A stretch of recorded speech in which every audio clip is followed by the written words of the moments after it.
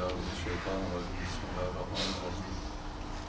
Elhamdülillahi Rabbil alemin. Salatu vesselamu ala seyyidina Muhammed ve ala aleyhi ve sahbihi. İkinci mesele.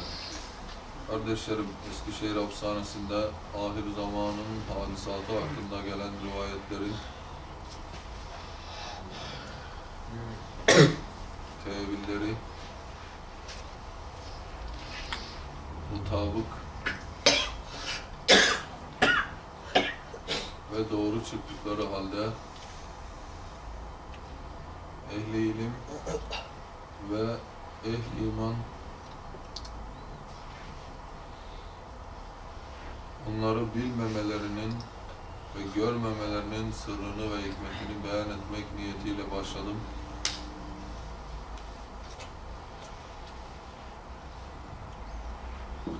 Bir iki sayfa yazdım.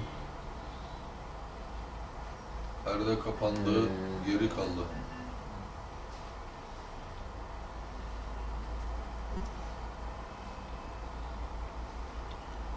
Bu 5 senede 5-6 defa aynı meseleye müteveccih olup muvaffak olamıyordum.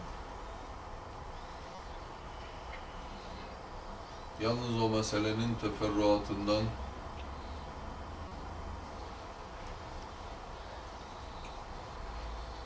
bana ait bir hadiseyi beyan etmek ihtar edildi. Şöyle ki,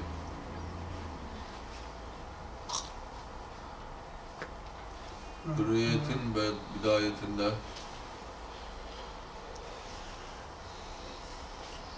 Risale-i Nur'dan çok evvel kuvvetli bir ümit ve itikad ile ehli imanın meyusiyetlerini izale için istikbalde bir ışık var, bir nur görüyorum diye müjdeler veriyordum.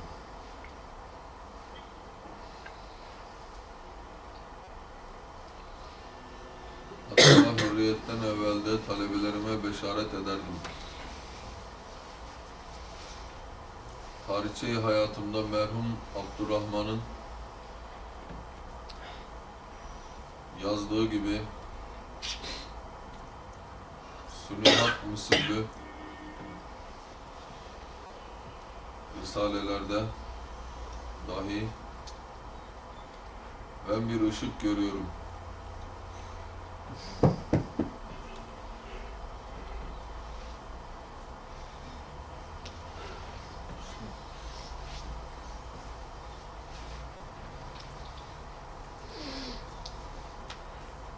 Ben bir ışık görüyorum diye dehşetli hadisata karşı o ümit ile dayanıp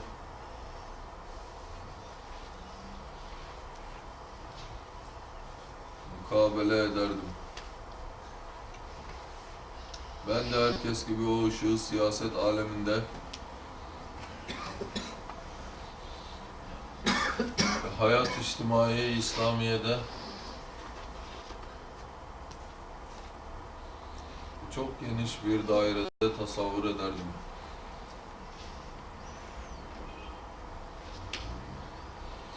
Halbuki hadisat alem beni o gaybi ihbarda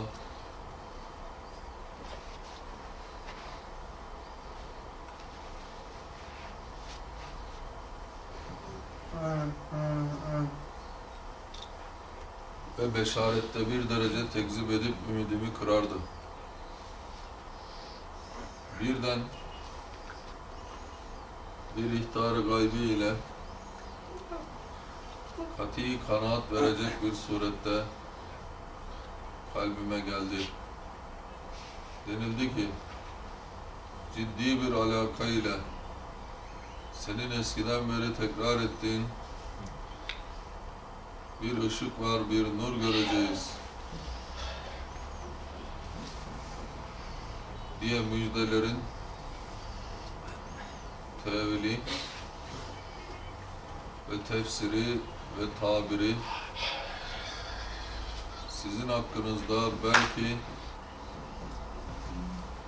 iman cihetiyle alem-i İslam hakkında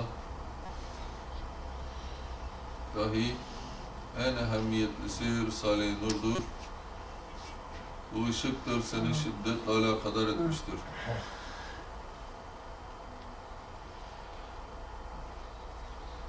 Ve bu nurdur ki eskide de tahayyül ve tahminin ile geniş dairede belki siyaset aleminde gelecek mes'udane ve dindarane aletlerin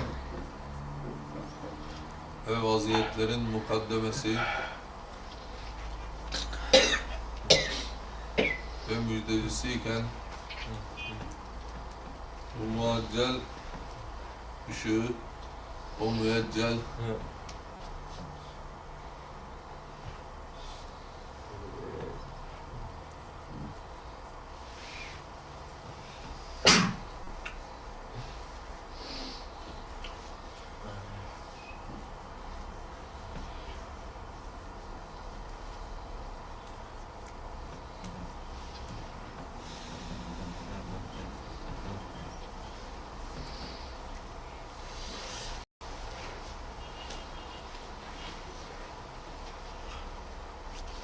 saadet tasavvur ederek eski zamanda siyaset kapısıyla onu arıyordu.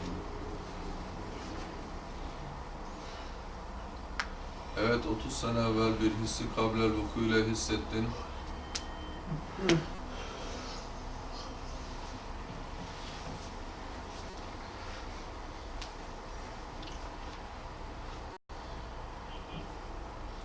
Fakat nasıl kırmızı bir perde ile siyah bir yere bakılsa,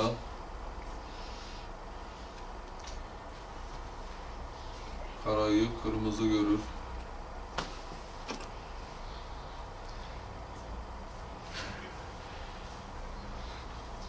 Sen dahi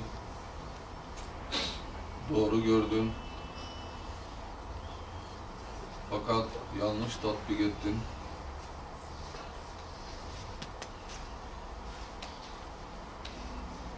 Siyaset cazibesi seni aldattı.